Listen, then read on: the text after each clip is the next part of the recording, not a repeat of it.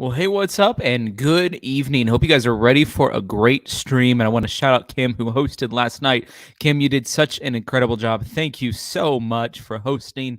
And folks, we have a lot to talk about today. I've not seen anyone else report on this at all today, but I was just going through the public information involving the Petito case, and there is a public trial set. And so we're going to go through that jury trial. We're going to talk about the date of it. And we're also going to go through the latest filing, which is a response on behalf of Joe Petito and Nicole Schmidt in response to the response of Christopher and Roberta Laundrie. And so I cannot wait to get into this discussion with you guys tonight. I think you're going to enjoy it. I think there's a lot to it that I think you are going to want to know. So if you guys are just now tuning in, I want to say, hey, what up? Hope you guys are having a great day. Let me know where you are watching from. And I'm coming to you live from Nashville, Tennessee. It's storming. Yeah, there's there's a fair amount of lightning that I see as I look out the window. It doesn't look like the storms are here quite totally yet, but I know they're about to be here. And so if for some reason my internet gets kicked off, just hold tight. I'll try to do my hotspot.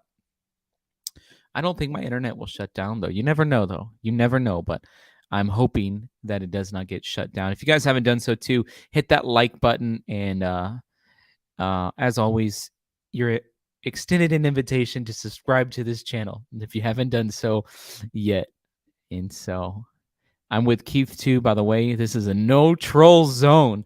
What's up, Kathy in Canada? Hi, Diana in Indiana. Great to see you tonight. Anna in Rhode Island, we need you to join the Feller fam. If we can get you to join the Feller fam, we'd have somebody from all 50 states as a part of the Feller fam. We're just missing Rhode Island, but we're so glad that you are here. Anna, hey, Joyce, how you're doing? Melissa in North Georgia, Amy in Michigan, what's up? Rainy, Wisconsin, hi, Deb. Yakima, Washington, hi, Gail, hope you're doing well. Edmonton, hi, Mary. Kentucky, hi, Amy. Hi, Elizabeth in Northern Ireland. Hi, Naja in Orlando. Hi, Debbie in Pantego, Minnesota. What's up, Linda? Hi, Arms of an Angel. Great to see you tonight. Hi, Debbie in Spokane. Nancy in Rhode Island. Another Rhode Island. Tell me this. Do you guys think this is a sign that today's going to be the day we cross the Rhode Island threshold? I hope so. Father, we just say, let it be in Jesus' name that we'll get Rhode Island. Newcastle, Australia. Hi, SMT. Hope you're doing well. Nilly says they're showing tornadoes in Tennessee coming to Knoxville, and I'm in Johnson City. Well, I am literally in Nashville, like boop, Nashville. So keep an eye out for me. Iowa Park, Texas. What's up, Rita? Hi, Starflower in Central Virginia. Great to see you. Hi, Hannah in Illinois. Hi, Joan in St. Louis. What's up? What's up, Iowa? Sean, great to see you. Colorado. Angel Nikki, great to see you. K-Mac, New Jersey. Hey, Carol. Ruby's in Franklin. Ruby, we're next door neighbors. Let me know how bad it is in Franklin. I think we got a line of storms headed our way. Hey, Anita in Vegas, great to see you. Great to see you, Stephen in Southern California. Stephen, I hope you're doing well, man. It's good to see you. I haven't talked to you in a few days. It's good to see you. Hi, Mary. Hope you're doing well. New Zealand, what's up? In New Zealand, great to have you.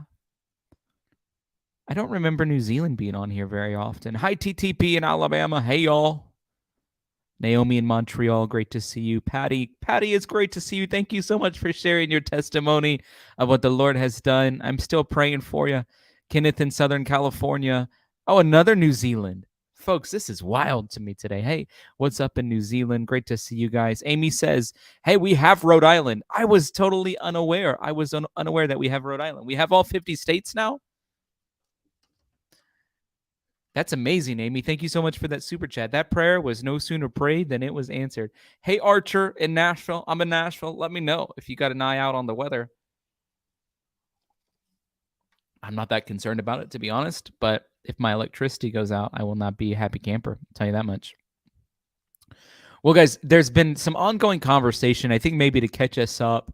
Most recently, I would say on March 30th, which is about 2 weeks ago, Brian Laundrie's parents filed a dismissal to the Petito family lawsuit. So essentially what happened was the attorney for Brian Laundrie's parents say that they filed a motion to dismiss the lawsuit, alleging, and here was the lawsuit that the Petito Schmidt family filed against the Laundrie family. You tell me, like, is there something weird going on, or is it all kosher?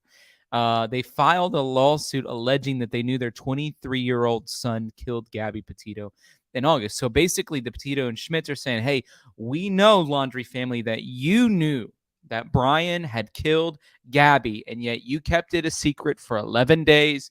You deleted us on Facebook. You didn't answer any of our phone calls, and you've caused a tremendous amount of emotional distress on us. And the Petito parents, in my opinion, have every right to try to learn as much information about this situation as possible. I asked the question in the poll. Let me know, folks. If you haven't answered in the poll, please go answer the poll question. That helps a brother out when you do that. And I just asked the question, do you think the Laundrie family owes the Petito family money? And yeah, 78% of you said yes, 9% of you said no, and 13% of you said not sure. Okay, so break that down to 9% that said no. Do it respectfully. The 73% of you that said yes, do it respectfully. Break it down. And maybe in a little bit when we open up the phone calls, it'd be interesting to have someone who's never called in call in today. Call in and share your opinion about this very subject. So basically, the Laundries, according to Bertolino, had exercised their constitutional right to refrain from speaking and have relied on counsel to speak for them. This is not only common practice in civilized society, but it embodies the exercise of fundamental rights under the United States and Florida constitutions. In his statement, Bertolino says the Laundries cannot be held liable for exercising their legal rights. The lawsuit, which was filed by the Petito and Schmidt family, accuses that the Laundrie family acted with malice or great indifference to the rights of the Petito family. So do you guys think that that's true? Do you think they acted with malice or great indifference? It certainly felt like they were acting with great indifference. Obviously, we don't know what was in their heart. But certainly one of the things that wasn't on the forefront of their priorities was having a conversation with the Petito Schmidt family and just letting them know what was up. Kim, thank you so much for that super sticker. I honor you tonight, and I honor you for hosting for me yesterday. That was such a blessing. Megan says, I believe they knew. Never forget, so many authorities and research, that's true too, out there searching for over a month, but the Laundrie parents point them in the right direction within 20 minutes. Megan says, they knew. Megan, I'm with you on that. They knew exactly where Brian Laundrie was hanging out over there chilling by the tree. He wasn't alive, but he was definitely there. And immediately they walk in, to the Carlton Reserve, to the Myahachie Environmental Park, and to the exact spot where his backpack was, exact spot where this notebook was. And so either they're the most luckiest human beings on the planet that 21 agencies costing $100,000 a day or whatever it was for 40 days cannot find the remains of Brian Laundrie. And then in 20 minutes, people who own a juicing company are able to go out there and find his remains and, his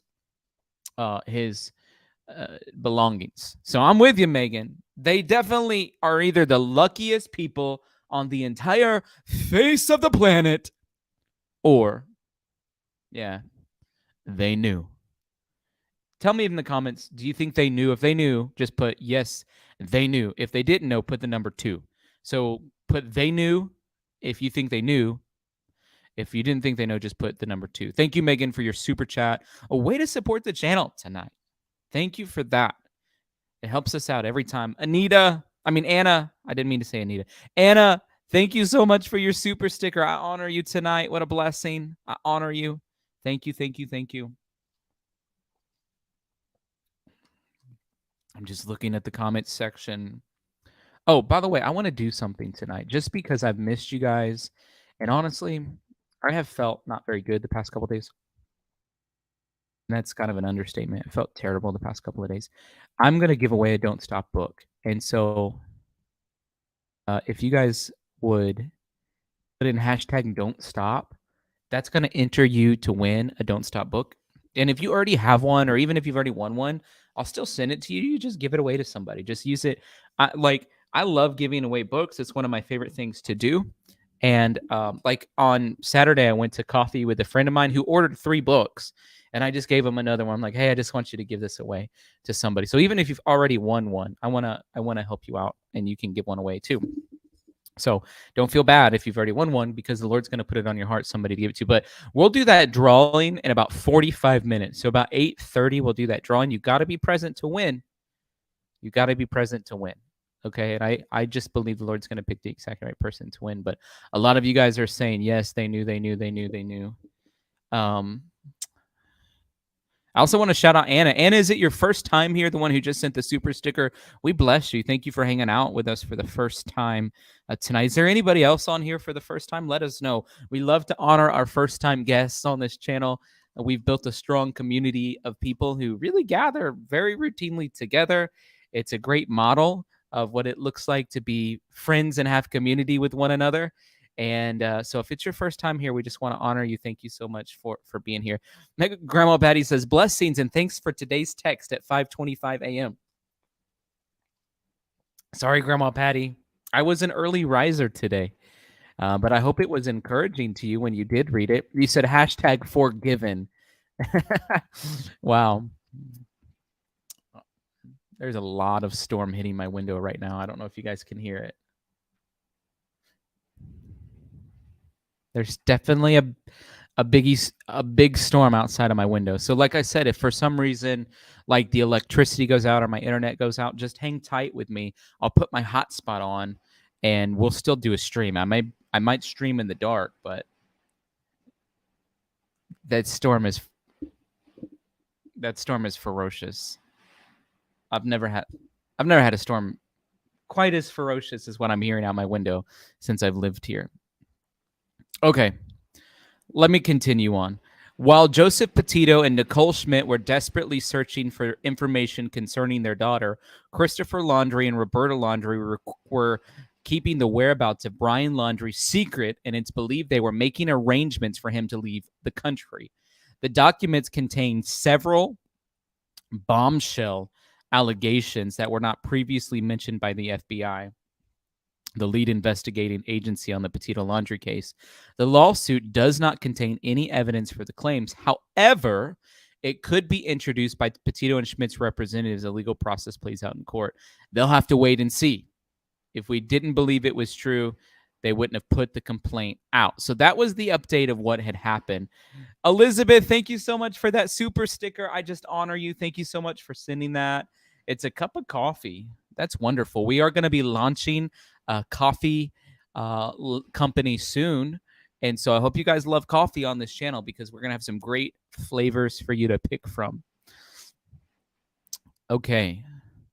All right. I want to go through. So then just on Monday, which I did not, hang on, I've got to share a different screen. Just on Monday, there was a brand new filing that took place, and I just found out about it. I'm kind of late to the game, but then whenever I went on the Sarasota County Clerk's office and started reading through, and I'll show you it, we'll go through it together. I started reading through line by line all of the things that's been going on in this case. Ay, caramba, it's really storming right now.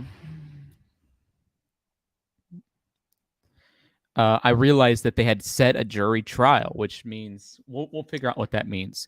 So let me preface this again for you, because I want it to be super clear what's happening, what's going on in this case. Okay. The Petito Schmidt family filed a lawsuit against the Laundries.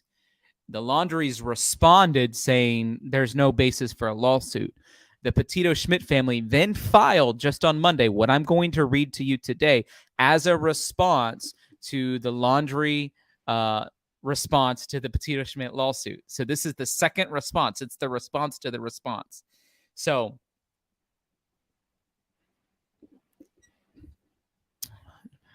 by the way, those of you that are signing up for the Don't Stop book, we have 58 entries so far. Okay. let's read this together. We'll be able to go through this together. This is the response. Should I make it bigger? That way you guys can see it. This is the response from Petito's to the Laundries of their response. Come now, plaintiffs Joseph Petito and Nicole Schmidt, by and through their undersigned counsel, and respond to the defendant's motion to dismiss complaints as follows. Number one, plaintiffs instituted the within action by filing a complaint on March 10th. Number two, the complaint stated a claim based upon intentional infliction of emotional distress. Do you think that's true? Do you think that there was intentional infliction of emotional distress? In other words, did the Laundrie family intentionally inflict emotional distress upon the Petito Schmidt family? The complaint stated a claim based upon intentional infliction of emotional distress. The plaintiffs are the parents of Gabrielle Petito, deceased. Gabrielle Petito was brutally murdered by the defendant's son, Brian Laundrie, also deceased, by apparent suicide.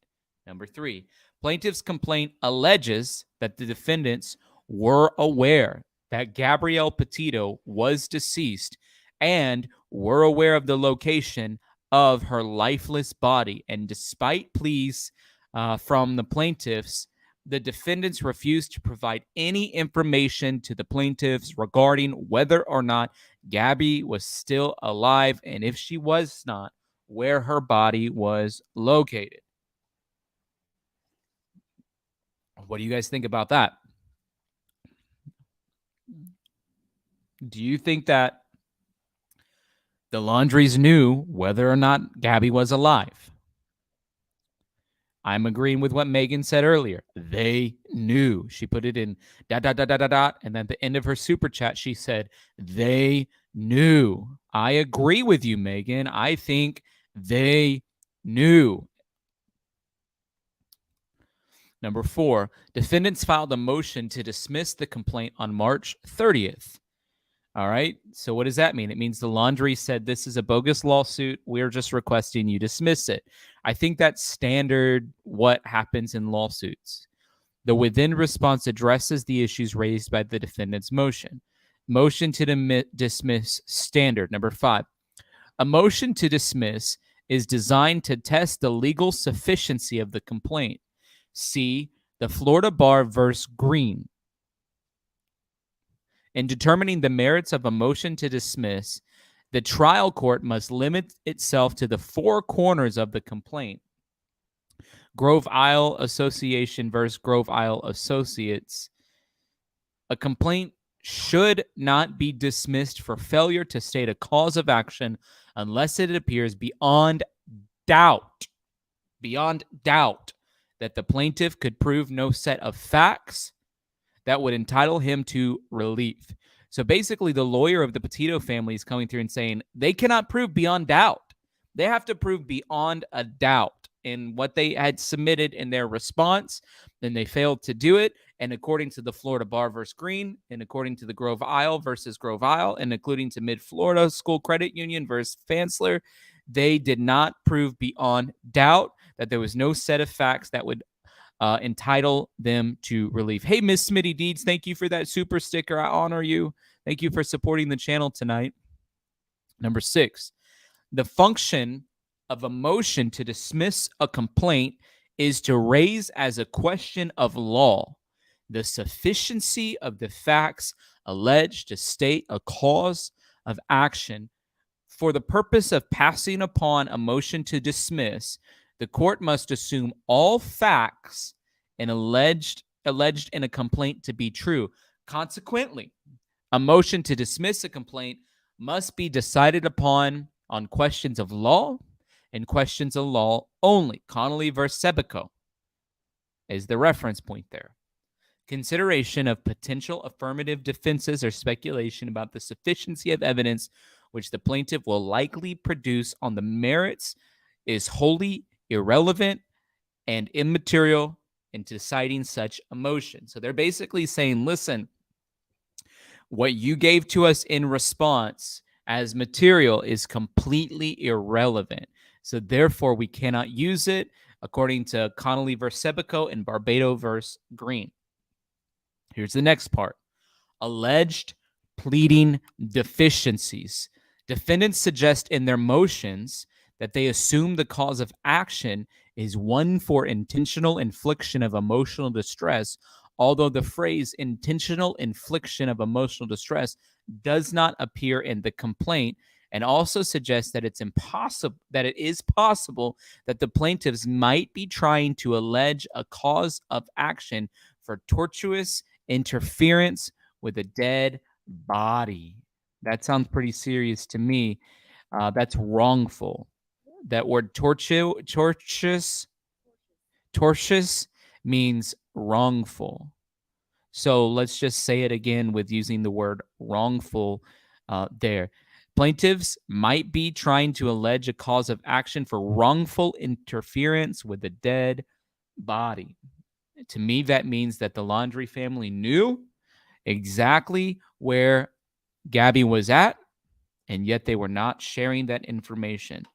Number 8, nowhere in the complaint is there any suggestion that the claim is based upon tortious interference with the dead body. There are no factual allegations regarding interference with the dead body, nor is there any claim for the same. Simply because the words intentional infliction of emotional distress does not appear within the body of the complaint, it does not make the complaint defective. The elements of the claim are stated in the complaint. Hey, Kim, thank you so much for that super sticker. I honor you. Thank you so much for showing your support to the stream tonight. This seems like a very thorough response from the Petito Schmidt family lawyer. Number 9. Defendants also suggest that the complaint is deficient because individual claims are not made on behalf of the plaintiffs against the defendants. Plaintiffs agree that the complaint should be amended to state such separate claims. Here's the third part. Alleged failure to meet factual pleading requirements. Number 10 says, in Metropolitan Life Insurance Company versus McCarson, the Supreme Court held that Florida recognized the tort of intentional infliction of emotional distress as defined in Code 46 Restatement, Second of Torts in 1965. To state of cause of action, now you guys are going to help me break these down. Did their intentional infliction of emotional distress contain these elements? Because that's what the court case is going to boil down to. These 4 elements. Number 1, I want you to type yes or no. Let me know. Did the Laundrie family inflict intentionally, deliberate, or reckless infliction of mental suffering? Yes or no for that one. Do you think the Laundrie family intentionally and deliberately inflicted reckless infliction of mental suffering onto the Petito Schmidt family? I'm reading your. If you see me looking over that, it's because I'm looking at my iPad where I can see your comments. Because I have the PDF pulled up on my screen, so I can't see the comments how I normally do. So I have my iPad going, so I can just see your comments. Okay, on to number 2. Number 2. Do you think that the Laundrie family had intentional infliction to cause emotional distress, which involved outrageous conduct? If you think so, type 2 yes or 2 no. 2 yes or 2 no.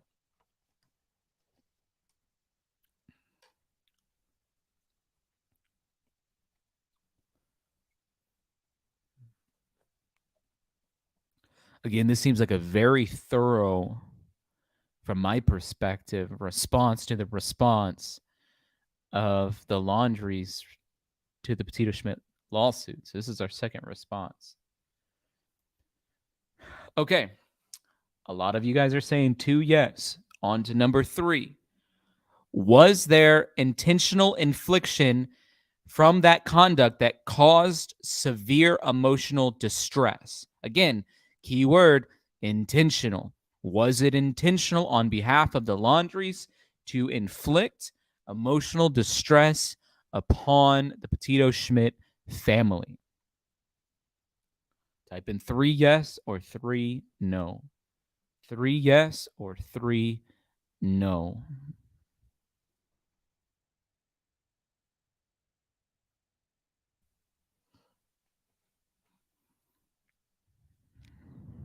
It's lightning pretty bad. You guys might have seen a big lightning streak across my house.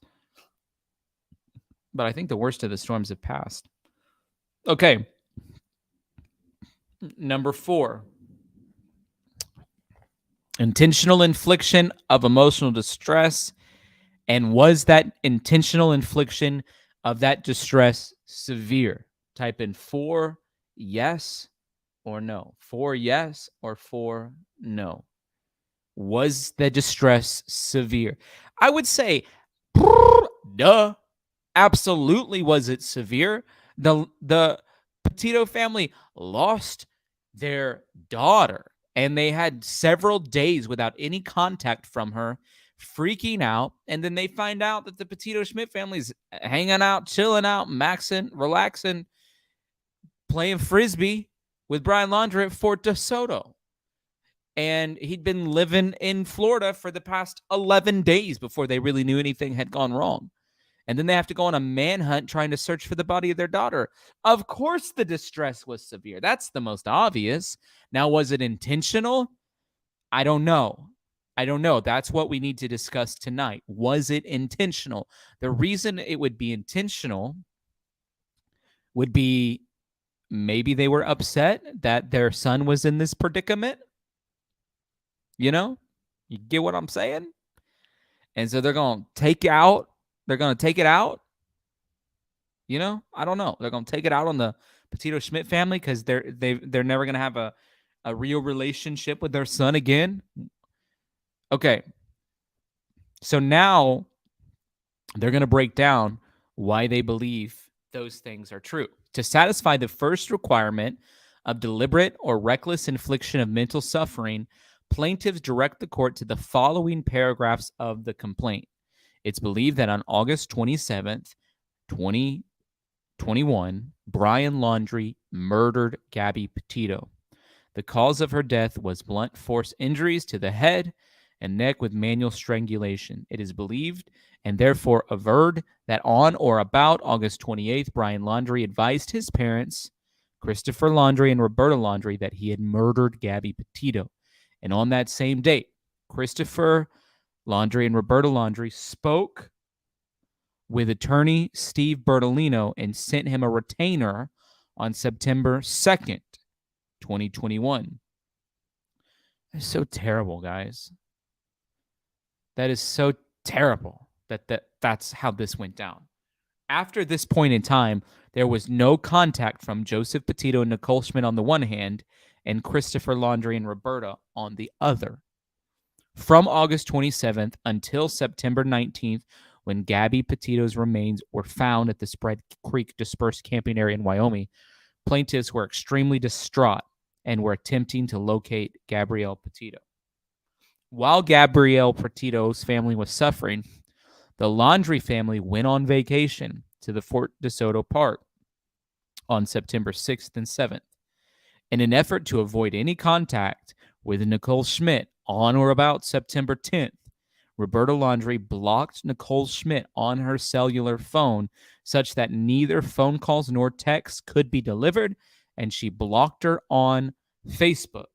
On September 14th, with full knowledge that Gabrielle Petito had been murdered by their son, Christopher Laundrie, and Roberta Laundrie, and their lawyers issued this following statement. It is our understanding that a search has been organized for Miss Petito in the Grand Teton National Park in Wyoming. On behalf of the Laundrie family, it is our hope that the search for Miss Petito is successful and that Miss Petito is reunited with their family. On September 16th, 2021, attorney Richard Strafford, on behalf of Gabrielle Petito's family, issued a letter, and it said, this is a letter they sent to Christopher and Roberta. We are writing this letter to ask you for help to find our beautiful daughter. We understand you are going through a difficult time, and your instinct to protect your son is strong. We ask that you put yourself in our shoes. We haven't been able to sleep or eat, and our lives are falling apart. We believe you know the location of where Brian left Gabby. We beg you to tell us, as a parent, how could you let us go through this pain and not help us? As a parent, how can you put Gabby's younger brothers and sisters through this? Gabby lived with you for over a year. She was going to be your daughter in law. How can you keep her location hidden? You were both at Jim and Nicole's house. You were both so happy that Brian and Gabby got engaged and were planning to spend their lives together. Please, if you or your family have any decency left, please tell us where Gabby is located. Tell us if we are even looking in the right place. All we want is Gabby to come home. Please help us make that happen. And despite the fact that Joseph Petito and Nicole Schmidt implored Christopher Laundrie and Roberta Laundrie to help them as if their daughter was alive, or if she was not, where her remains were located, Christopher and Roberta Laundrie refused to respond to either Joseph Petito or Nicole Schmidt or law enforcement.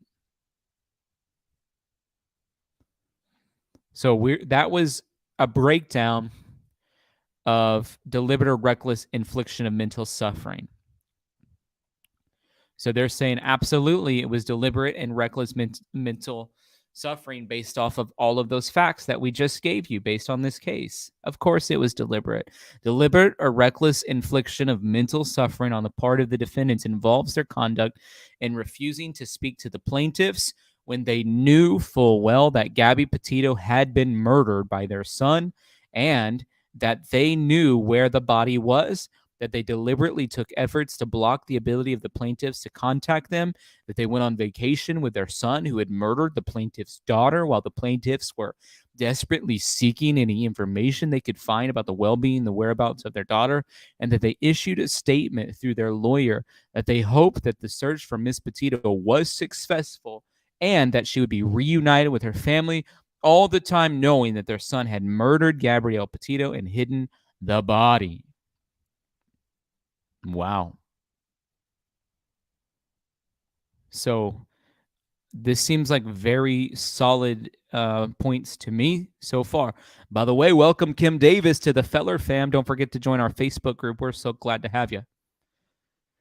The referenced paragraphs of the plaintiff's complaint sufficiently allege deliberate or reckless infliction of emotional distress. Do you guys believe that? Do you believe that it was that, based on what they just said, that is sufficient evidence? I mean, you guys can tell me one way or the other. I'm just curious what you think. Was that sufficient evidence? To me, felt like it. But your boy ain't no lawyer. I'm just a pastor over here. Let me know what you think, though. Do you think what they just said provided sufficient evidence that basically says the Laundries had deliberate or reckless infliction? Okay. Because they got to prove it. I mean, they have to prove what were those things that happened. And so the Petito Schmidt family said, okay, we'll tell you what it was that was deliberate and reckless.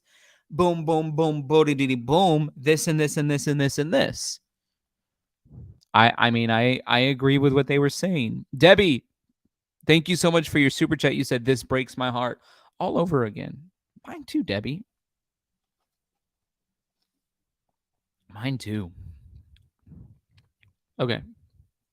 Number 14.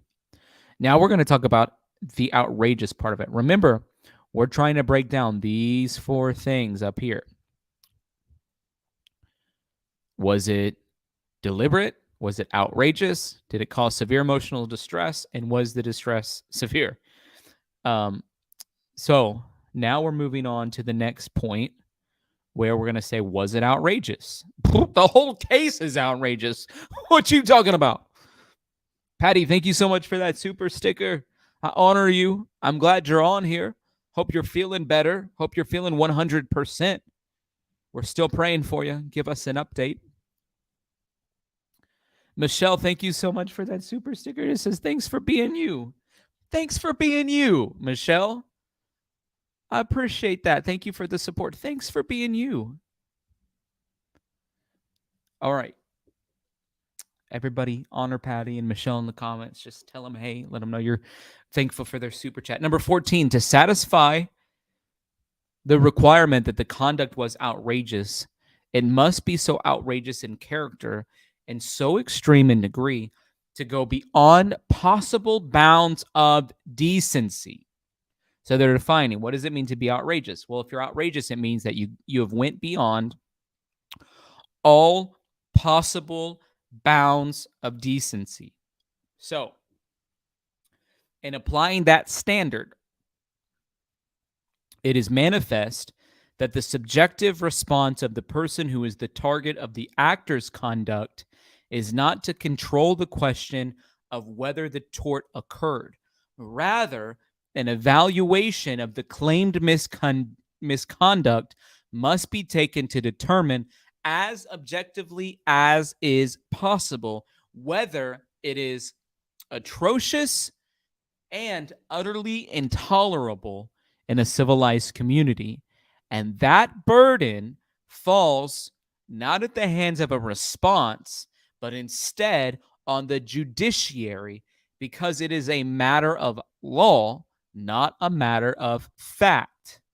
So they reference Ponton versus Scarfone, which is 468 so.2d 1009 and 1011, which is the Florida 2nd DCA 1985, and the Metropolitan Supra 467 so.2d at 278.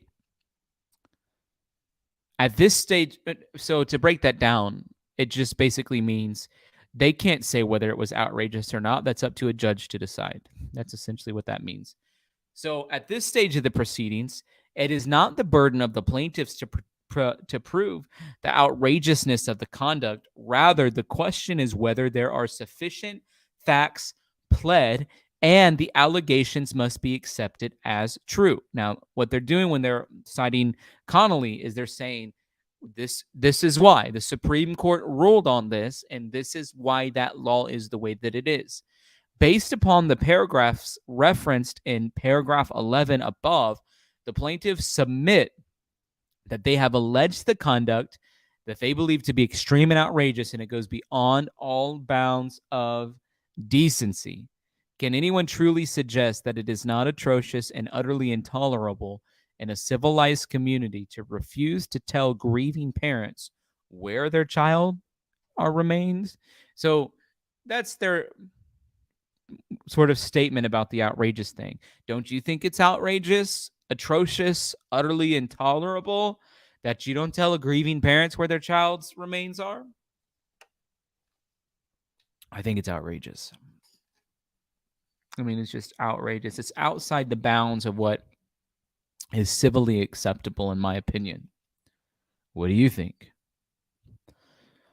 To further support the outrageous requirement, unequal position of the parties in a relationship where one asserts and has the power to affect the interest of the other may also supply the heightened degree of the outrageousness requirement for a claim of intentional infliction of emotional distress. Liberty Mutual Insurance versus Stedman, which was the case in the Florida 2nd DCA of 2007, citing restatement of torts. In that instance, in this instance, defendants clearly had the power to affect the interest of plaintiffs in that they knew the plaintiffs were desperately searching for their daughter. Defendants knew where she was and refused to provide the information. There's two ways to think about this, or two ways to look at this. One way would be, well, put yourself in the shoes of someone whose son had came back and maybe told you the truth or not. Probably did tell them the truth, but put yourself in those shoes. What would you do if this was your son? And then put yourself in the other shoes. If you were the Laundry family, what would you do if this had happened to your son? Now, when you think about it from the second perspective, what would you do if this had happened to your son? There is no way on God's blue and green, beautiful earth. Why we say God's green earth? It's blue and green. On God's blue and green, beautiful earth, that we would say what the Laundrie family did was acceptable. If you were in the Petito Schmidt perspective, there is absolutely no way that you would look at what happened and say what the Laundries did was acceptable. No way. There's no way. No way. You would say, well, wrangle the neck of your son till he tells us what happened to our daughter. Where is she at?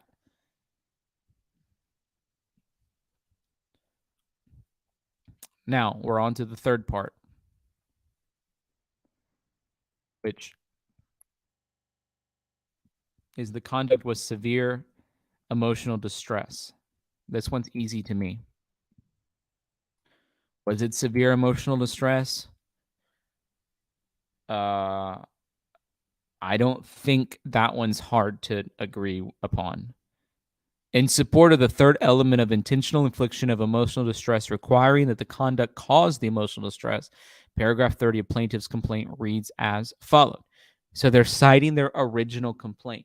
And so they say this: Christopher Laundrie and Roberta Laundrie knew of the mental suffering and anguish of Joseph Petito and Nicole Schmidt, and they knew that they could alleviate, at least in part, some of that suffering and anguish by disclosing what they knew about the well-being and the location of the remains of Gabrielle Petito. Yet, they repeatedly refused to do so. In doing so, Christopher Laundrie and Roberta Laundrie acted with malice or great indifference on the rights of Joseph Petito and Nicole Schmidt. This paragraph clearly states that the conduct of the defendants in not providing the requested information to the plaintiffs caused continuation of their distress and likely increased it. The defendant's suggestion that the conduct of the Laundries had to be sole and proximate cause is without merit. And defendants cite this honorable court to no authority for such proposition. By the way, don't forget, use hashtag don't stop if you guys want to win a Don't Stop book today. And another thing that you guys can do to support the channel, you can give on PayPal, CashApp, or Venmo. I got it rolling at the bottom of the screen. Defendants incredulously suggest the plaintiff's complaint does not allege, let alone factually support, that the emotional distress was severe. This is an ironic suggestion, given that the defendants themselves experienced the same emotional distress when their son was missing. When was Brian Laundrie missing? Oh, I guess they're saying when he was missing, when he went to the Carlton Reserve and never returned. They experienced that same emotional distress. I understand that now. I'm like, wait, when was he missing? Well, after he went to the Carlton Reserve and never returned. That's kind of a weird statement in the fact that I kind of felt like they knew. Did anybody else feel like they knew that Brian Laundrie took his own life? That's what I felt like. Happy Caffeinated Couple, thank you for that super sticker. You said keep it up, keep it up. Keep this good stream up. I felt like, yeah, maybe their son was missing or not. Maybe they were grieving a life they knew was lost. That's how I would say it. But it's still emotional distress. Number 19. Significant feelings of fright, shame, worry, and humiliation, and others besides, occasioned by the acts of others, are, even if regrettable, an unavoidable part of living in society. They are experienced by all of us. That's Kim versus Jung Hyun Chang, which is the Florida 2nd DCA of 2018. Complete emotional tranquility is seldom attainable in this world, and some degree of transient and trivial emotional distress is part of the price of living among people. Now they're citing Waddle versus Sparks. So basically they're saying you live in society, you're going to have some degree of trivial emotional distress. But this isn't trivial emotional distress. This is severe emotional distress. Paragraph 26 of plaintiff's complaint quotes a letter issued to the defendants in which plaintiffs state, "We ask you to put yourself in our shoes. We haven't been able to sleep or eat, and our lives are falling apart. As a parent, how could you go through this pain and not help us?" I asked the same question. If any of you were in the same shoes, if any of you were in that boat, you would be doing the same thing. You would be losing sleep. You would be restless. Your hearts would be broken. Your sleep would be deprived. It would be a terrible situation all the way around. And you know that somebody holds the key to at least expedite the process so that you can enter into grieving. Either your hope is going to be eliminated or your hope will be secured.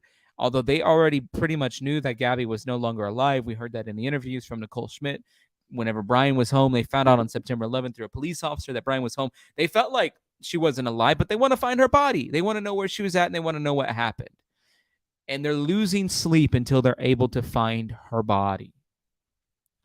Paragraph 32 of the complaint states as follows: as a direct and proximate result of the willfulness and maliciousness of Christopher and Roberta Laundrie, Joseph Petito, and Nicole Schmidt had been caused to suffer pain and suffering, mental anguish, inconvenience, loss of capacity for enjoyment of a life experienced in the past, and to be experienced in the future. For the defendants to suggest that the plaintiff's grief and mental suffering was not severe is disingenuous and frankly disgusting. This case is not about fright, shame, worry, humiliation, or transient or trivial emotional distress. Is there any greater horror for a parent than to lose contact with a child with whom they've had daily contact, while the party with whom their child had been traveling had returned home safe, and that the child and his family refused to provide any information regarding the plaintiff's missing child? Wow, wow, wooza. That's a zingy zinger of a statement, in my opinion. I mean, that one's like, is there any more severe emotional distress? In other words, like, could you come up with a statement or an idea that would be any more severe than what we just came up with? Is there any worse emotional distress than for a parent to lose contact with their child with whom they've had daily contact while the person that they were with came home safe, and that child and family is refusing to tell us the truth of what happened? Is there any more? That's a good statement. I see why this is now, well, we'll talk about it in a second, but I understand now why they've progressed this to having a jury trial. Naomi says, "So happy to join this family. Thank you, Jesus, and thank you, Tyler, for you." Thank you, Tyler, for you. Oh, that's a cool statement. Yeah, most of all, thank you, Jesus. It's the Lord who's brought us all together, Naomi, and I couldn't be more thrilled that you're a part of it. We're building a community here that is totally focused on the Lord, but we don't have to be weird about it. We can still talk about the current events and things that are going on in the world. So the Lord's bringing us here together. We're filming a great community, and I'm glad, Naomi, that you are a part of it. Thank you for your super chat. It makes a huge difference. Thank you, thank you, thank you. 23, the allegations of the claim or the complaint plainly and clearly describe severe distress experienced by the plaintiffs. Here's number 4. Defendants exercise their legal rights. Defendants correctly state that conduct which would otherwise be extreme and outrageous may at times be privileged under the circumstances. Metropolitan Life Insurance. However, defendants' suggestion that they were entitled to such a privilege is wrong. Now, what's the privilege they're talking about? Did they have the privilege to remain completely silent? Silencia, por favor. Did they have the privilege to remain completely silent whenever the Petito family is trying to find the whereabouts of their daughter? That's the question at hand. Now, the Petito Schmidt lawyer says this, that the defendants wrongly suggest that in this instance, the First Amendment guarantees them the right to speak freely and the right to refrain from speaking at all. The defendants cited Woolley, I almost said Woolly Mammoth, that's not what it says, Woolley versus Maynard, which states, we begin with the proposition that the right of freedom in thought protected by the First Amendment against state action includes both the right to speak freely and the right to refrain from speaking at all. A system which secures the right to proselytize religious, political, and ideological causes must also guarantee concomitant right to decline to foster such concepts. The right to speak and the right to refrain from speaking and complementary components of the broader concept of individual freedom of mind. Now, this was the Board of Education versus Barnett. It's an old case from 1943, but it was still a case that they can cite because it is in the United States Code.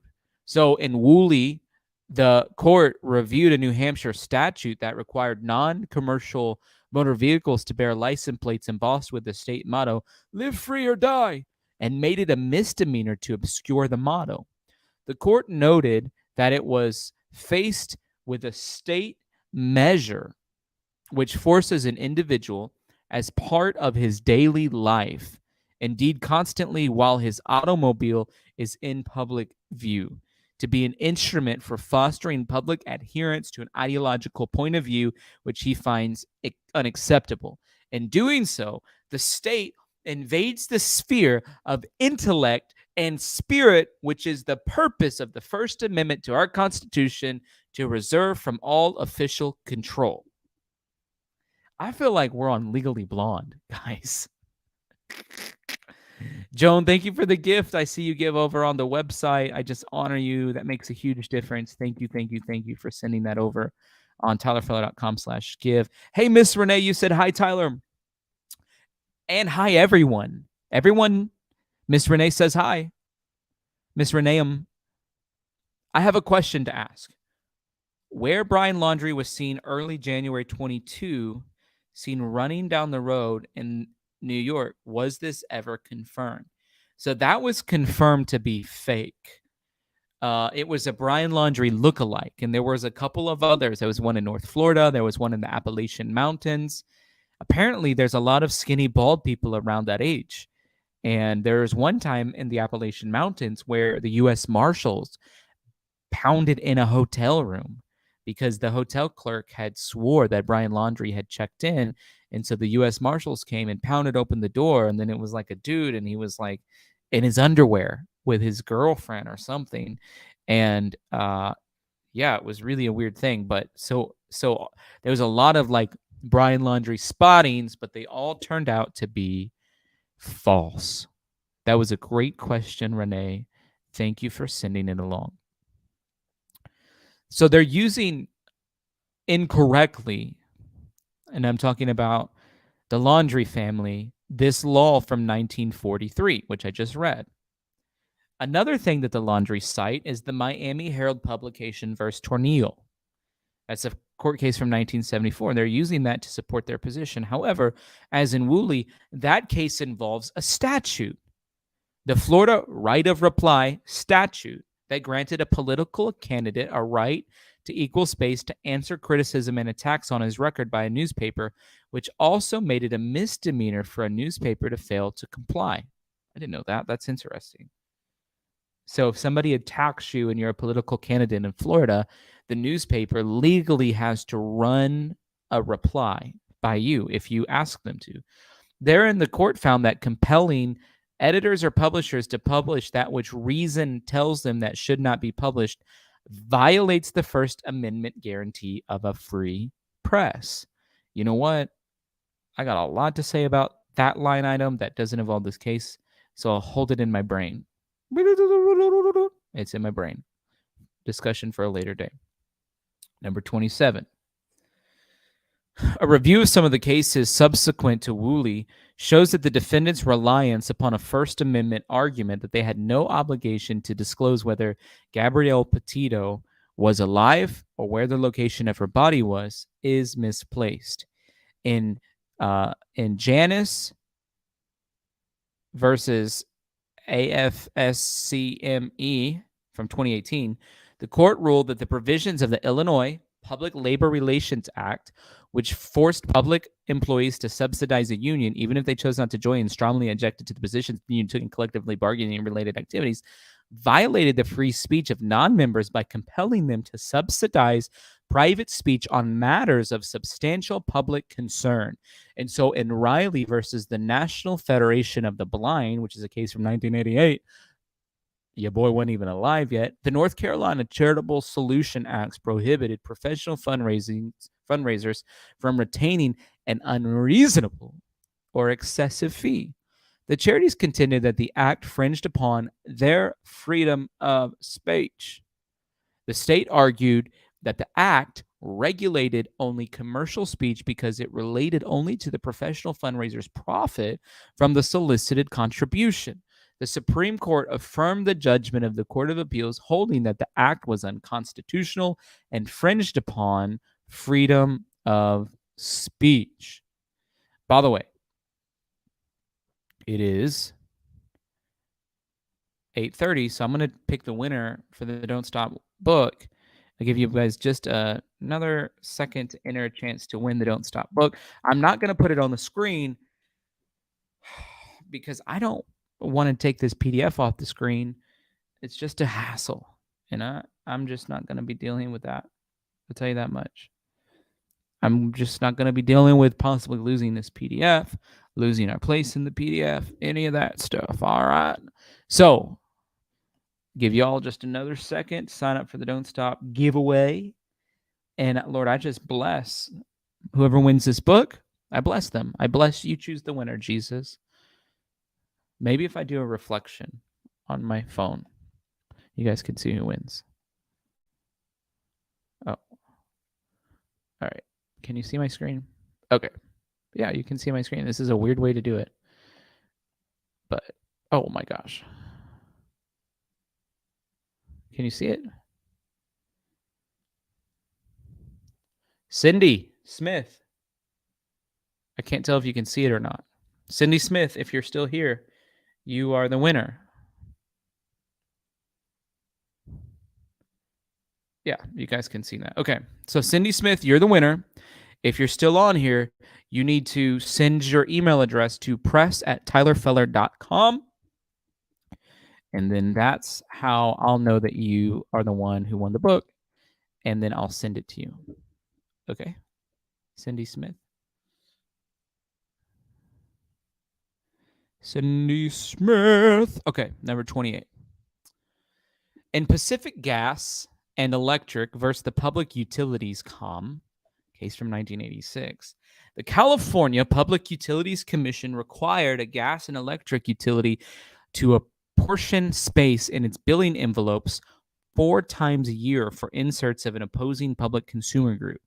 The Supreme Court found that this infringed on appellants' freedom of speech by compelling the company to provide a forum for views other than its own.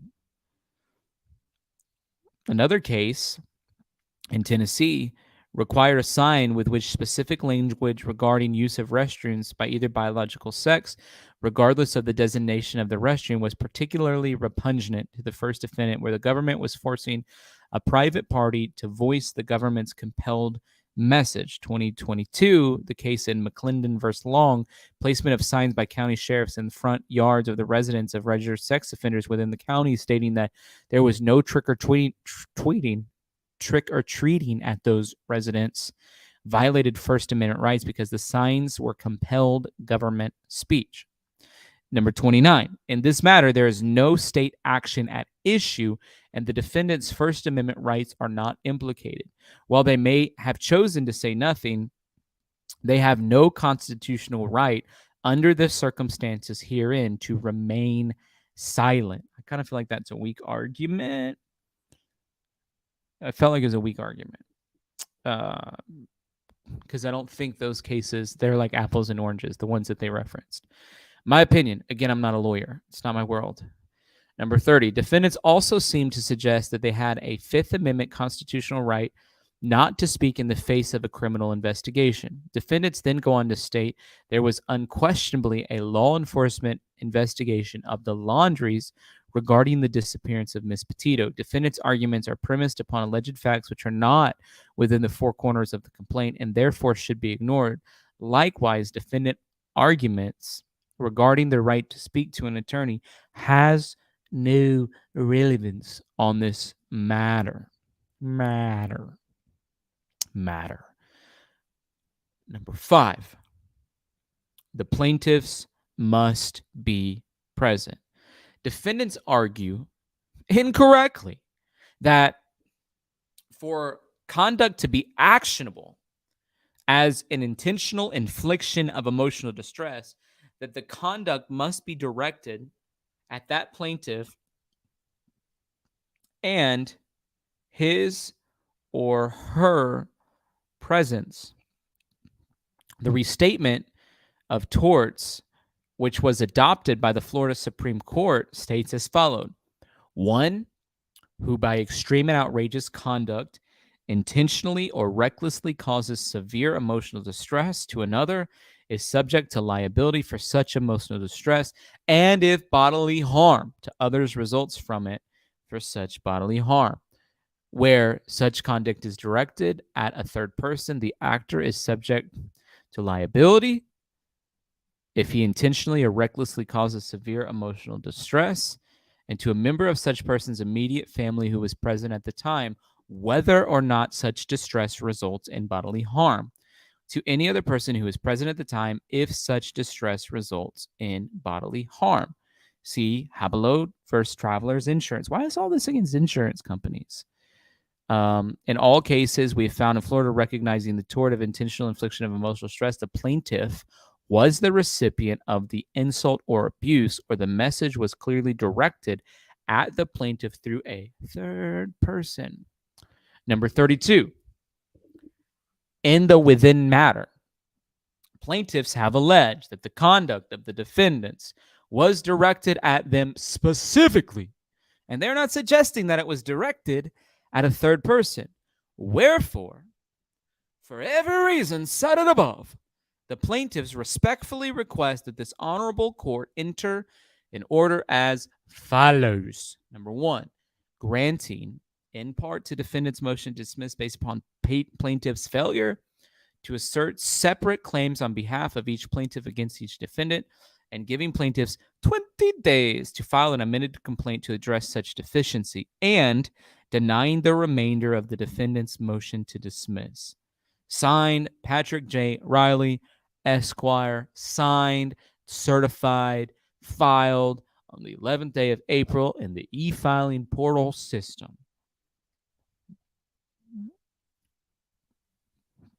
Okay. That's that. So let me share one more thing with you. Share screen and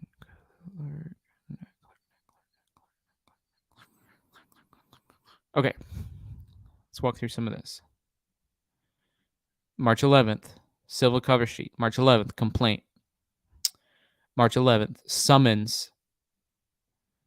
March 11th, summons. One for Roberta, one for Christopher. March 11th, designation of email. March 11th, notice of South County.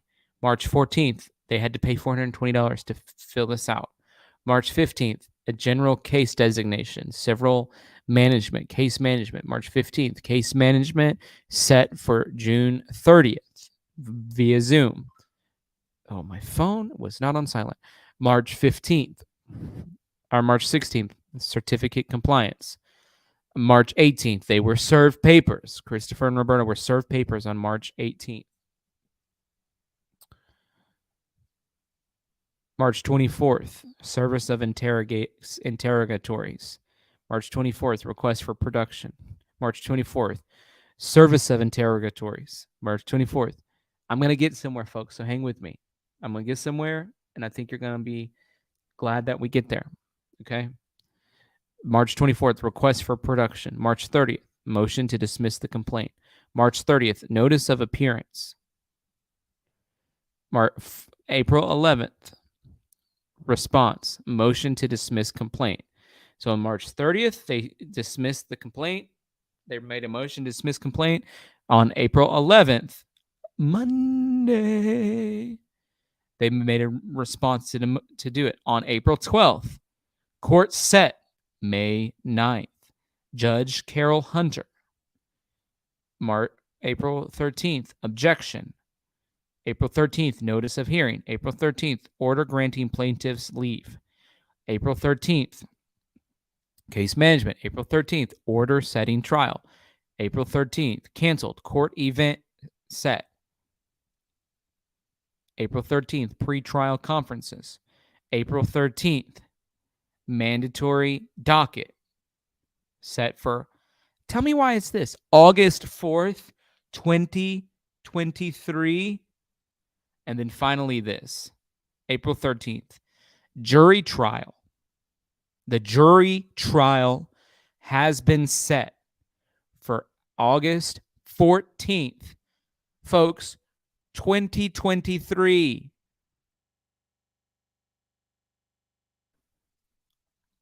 Jury trial set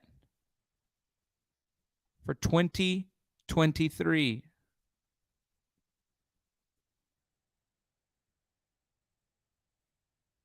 That's wild to me. That's a million years from now. That's what it feels like to me. I don't know about you, but I ain't happy about this. I am not happy about them having to wait till 2023.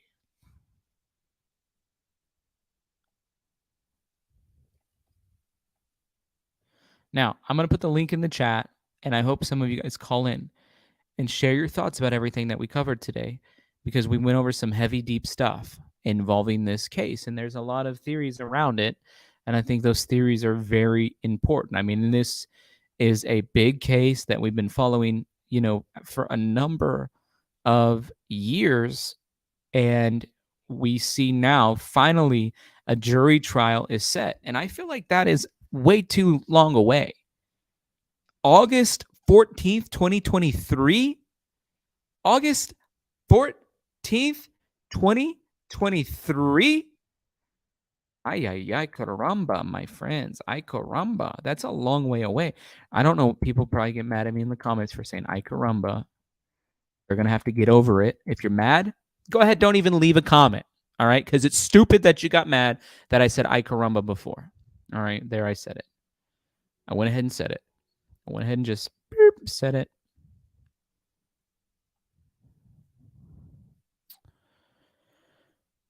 There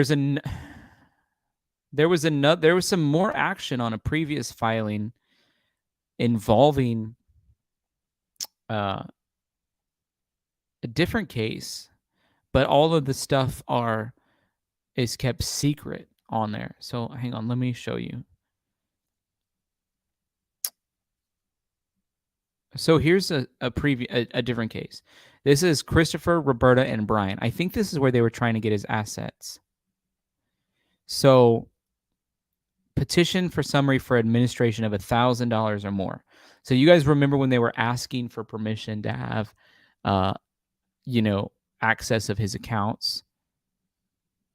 So December 8th, they made a petition with the death certificate to have access to Brian's accounts, over $1,000. They had to pay $345 to do that. And then you guys, I don't know what this means. Notice creditors. What does that mean? That there's bills that they're not paying? Proof of publication, stipulation for substitution of counsel, statement of claim. Oh, Nicole Schmidt as administrator. What does that mean? Objection to claim, Nicole Schmidt. She's not on this, is she?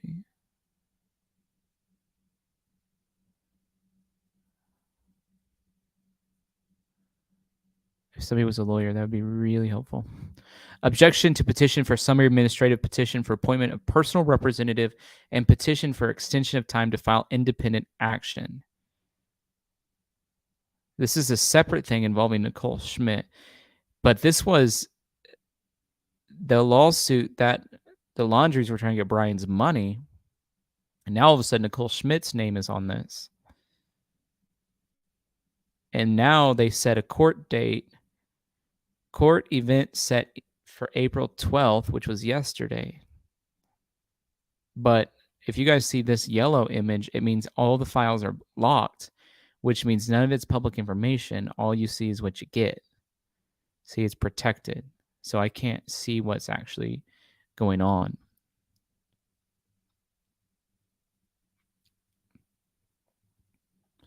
Amy says, wow, woozer, this has to be agonizing. I mean, no family wants to have to endure this after they've lost their daughter in that way, for sure. Absolutely not. No way. Thank you for your super chat, though. Wow, woozer. Would definitely have some vocabulary that we're using together. Shared language, it helps create community, which is incredible. It's what I dream about. Building a community. So if you're just now tuning in, you basically missed me going over the response to the Laundrie's response to the lawsuit filed by the Petito and Schmidts. So the Petito and Schmidt family filed a lawsuit against the Laundries. The Laundries responded to it, and then the Petito Schmidt family responded to the response by the Laundrie family. And also, after they filed that response, there was an update and a jury trial set.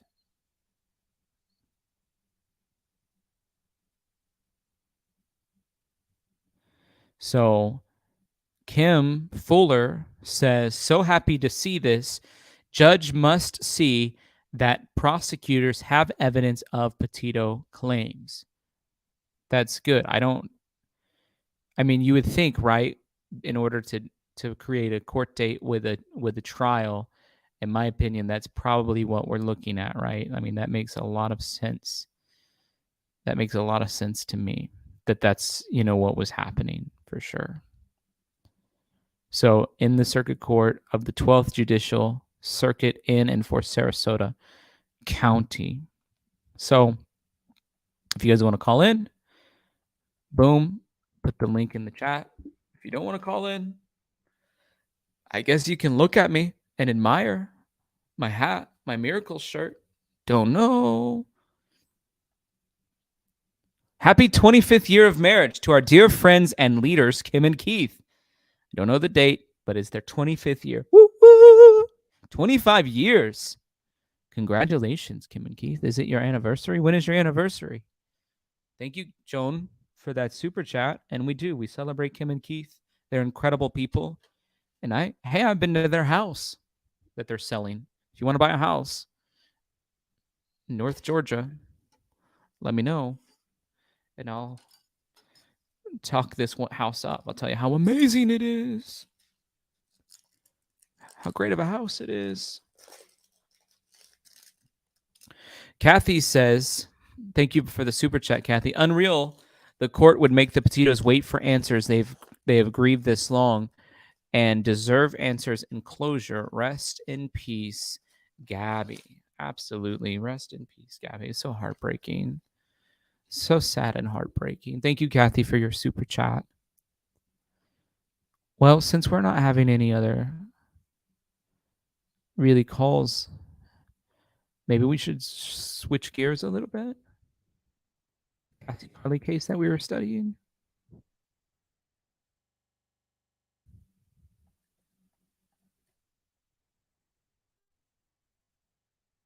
You guys remember the Cassie Carly case? This was a mom who had a crazy ex who she had a child with. They had shared custody. She had just taken him to court.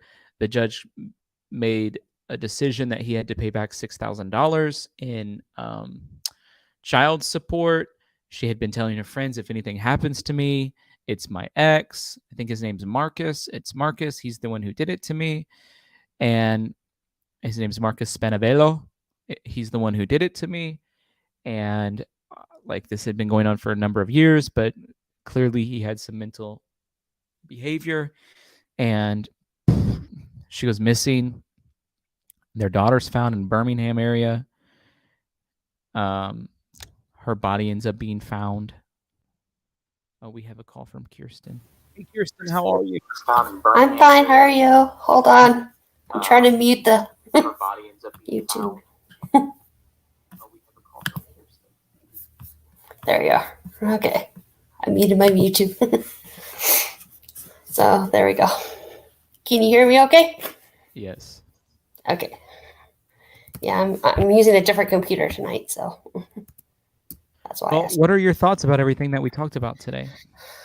It gives me a heavy heart. Yeah. Because she was a beautiful soul. Right. She was a soul, and so was Brian Laundrie. But I really feel for the family because I've had a friend that I went to elementary school. She got murdered by a boyfriend also. And we kind of, as a elementary school group, we kind of gotten together over it. And we try to keep in touch with each other now more often because of it. But and I never knew what happened with that case, unfortunately. Like, I don't know if he got jail time or whatever, but because his mom tried to cover it up also, just like in the Brian Laundrie case. So yeah, it's just really hard to watch that when parents do those kind of things, especially when you love your own child. Why can't, and you feel like they're part of your family too, another child that comes in your life. So yes, it's just really hard for me to relate. It's hard to make sense of any of this, you know?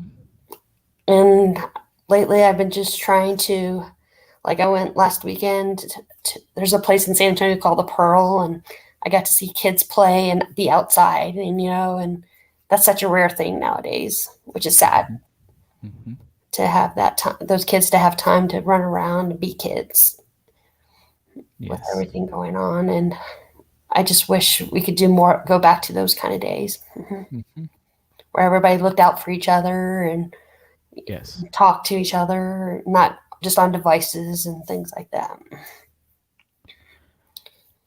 Those are the good old days. Yeah. And that's why I just wonder too, is just like, is it because we don't know how to communicate anymore? Is that why things are exploding like this? Or is it just not consequences for actions? There's just so many questions I have with it.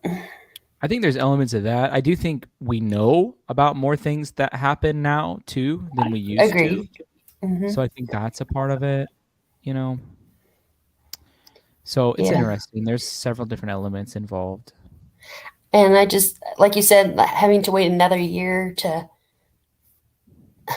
go through the pain and go through the suffering of it. I mean, it's just, I hate to say this, but I think some of it is COVID, because I keep hearing about cases, like other cases being delayed because of COVID. Mm-hmm. Oh, yeah, it could be that. Like, this case could be taking so long because they're back in a rhythm, especially in Florida, but they might be making up a lot from when they did go slower. Right. And I think that's what some of it is, unfortunately. So they have 20 days to respond. So we'll see if by the end of the month there's a response given to that complaint by the Laundrie family. But the judge went ahead and set a jury trial. And I don't know how that works. Like, how long does it take to select a jury and go through all of that process? And it takes a while, because I know when I was in Galveston County, like, I had to check in every day. And there was one case I was waiting, like, it was like 3 days just to go through like part of the case kind of thing. Not even like they haven't started the selection yet. Yeah. And so it really, and like now with, things are opening up now, but are people going to be trying to get out of it because of social distancing? I'm sure some people will. Too. But on this case too, like I think it would be pretty hard to find people who don't know about what's happening. Yeah. I mean, I think what they're probably going to try to figure out, like, because they do ask you questions like, what you know, is that going to prejudice your thoughts? So they have to kind of balance that out too, like what you're hearing and what you've read, what you've seen, Uh-huh. that kind of thing. I mean, because everybody around the world has heard about this case. So I know it's a global case. It's like it's hard to meet somebody who does. I occasionally meet people who have no idea about it, but right, but it's very unlikely, unfortunately, and also yeah. especially be in the state. Like, if I wonder if like they have, if they could do it in another state or something. But I know that's not Mhm. the way law works. But just because of that, Probably not in this kind of a case. But yeah. But I well, don't know. thanks for calling in, Kirsten. I appreciate your insight. Sure. And did you get my last email? I did. I've had a crazy week. I'm in the No, that's fine. hospital doing treatment and doing tests all day long every day this week. Hmm. So I'm like way behind on my emails, but I'll get to it soon. Okay, because I just need to know soon because things are wrapping up. So that's all. Okay. Yeah, I'll get back with you. Yeah, and I hope your treatments go well, and you're Thank always a you. blessing. So Thank you, Kirsten. Have a great well, I day. mean, I appreciate you. Thank you. So have a good night. Yeah. Bye. Hey, Muskoska Mama G. Hi. Hi, Tyler. So what are It's your Miss thoughts? Coco. Um, well, it's sort of unusual, but I just like the Petitos. They lost a child, and I can empathize with that. And I think that every stream I see more and more um parents or moms that are saying, the traumatic things that they've gone through with their children, whether it's losing their child or dealing with mental health issues. And like the Petitos, they got so much coverage and thousands of prayers from people. And you always ask if we have prayer requests. I always say no, just because I don't feel like I feel like people have more needs than I do. But it would be really nice if you could just pray for the people that are even in the stream tonight that have gone through so much with their own kids, and just acknowledge that. Yeah, so that's a situation you've had to deal with. Yeah, both. Mm-hmm. Like, I've gone through a lot of mental health issues with my son, and Mm-hmm. I lost a daughter Mm-hmm. from sudden infant death. Oh, I'm so sorry. Yeah, it just I have a lot of empathy for both sides, Mm-hmm. because I think that Brian was suffering from stuff, and I don't justify what he did, but as a parent I can understand. Mm-hmm. And then on the other side, I can empathize with the Petitos too. Yeah, I do think there's two sides to it. It's hard for me to you know, balance the scale evenly because I think Right. it's so weighted in favor of the Petito Schmidt family, but it is a very difficult situation for sure. And I want you to know this. Every prayer request you have, big or small, is important to a God who has a personal relationship with you.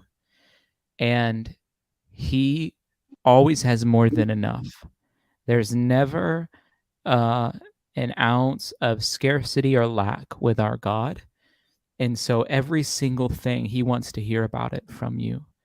And so don't ever feel like somebody else's prayer request is more valuable or more important or a higher priority than yours, because they all matter to God. Thank you.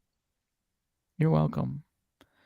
Let me pray for you. I want to pray for anybody who's lost a child tonight. And I know there's several people who have. And so, Father, I just bless her now in Jesus' name. I bless her with your grace, your favor. And even as we talk about this case, maybe some emotions that just begin to rise up just as we begin to think about mental health, as we begin to think about even the loss of a child at any age. It's difficult, Father, how much tragedy and pain people have had to go through. But I speak your healing, and I speak your touch, and I speak your grace. And so I just bless her now in Jesus' name. I bless her now in Jesus' name with a closeness of your peace.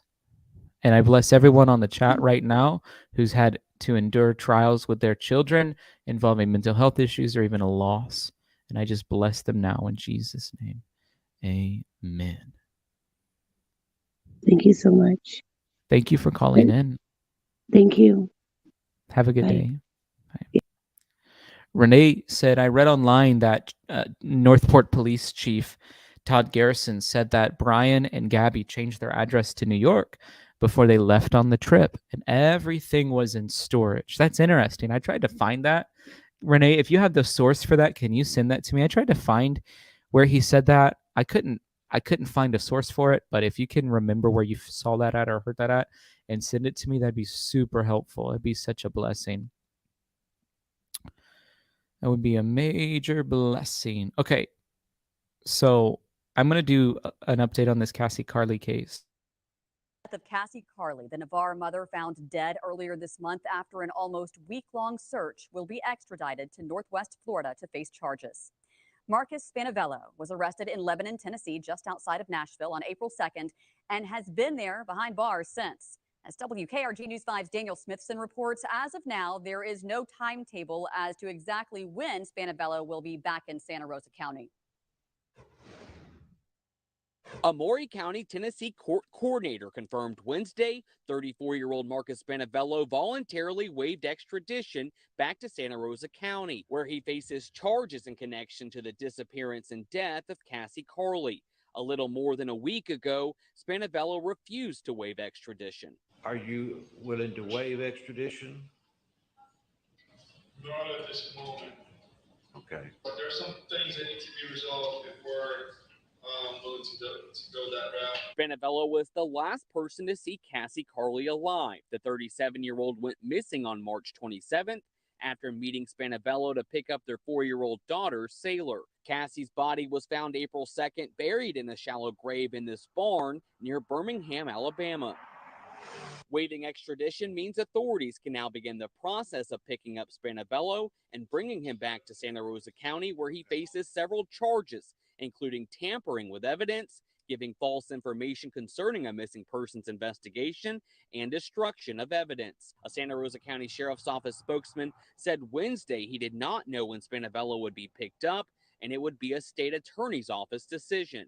I reached out to the state attorney's office and have not yet heard back. Spanavello is expected to be charged in Cassie Carly's death.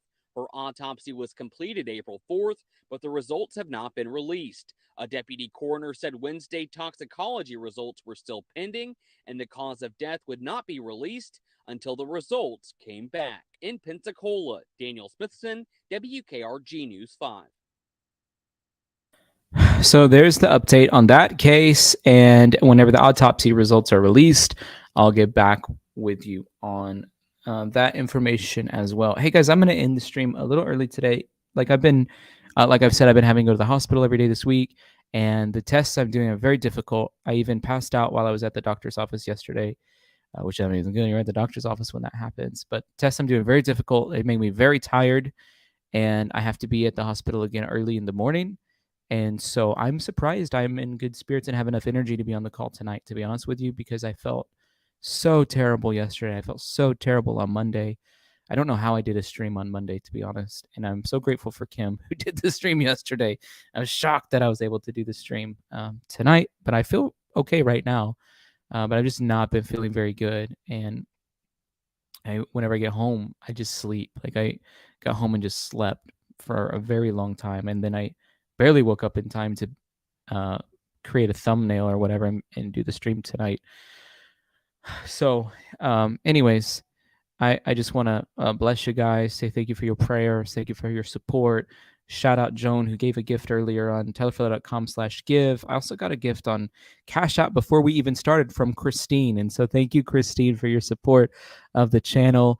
Don't forget, if you won the Don't Stop book, email me, and I'll put your address on our list of books that we're sending out. And let me pray over you. Father, I bless everyone on the stream now. I bless them. I bless their gifts of generosity to this channel. I bless them with your love, your compassion, your hope. Father, I speak to every single ailment in their body, and I declare you are healer. I thank you that on Holy Week, this Holy Week, we have an opportunity to celebrate what you did for us on the cross, and even more so celebrate the victory of your resurrection. And so I bless everyone on the stream in Jesus' name. Amen. Hey, Friday, by the way, on our Faith Friday stream, we are going to be having communion. So get your communion elements ready and be prepared to join with us on Good Friday on YouTube. All right. We want you here. And I just bless you guys. Thank you so much for your support. Thank you for helping me make my channel successful. Do me a favor as I end this video, go comment on the stream. That helps out tremendously. Thank you.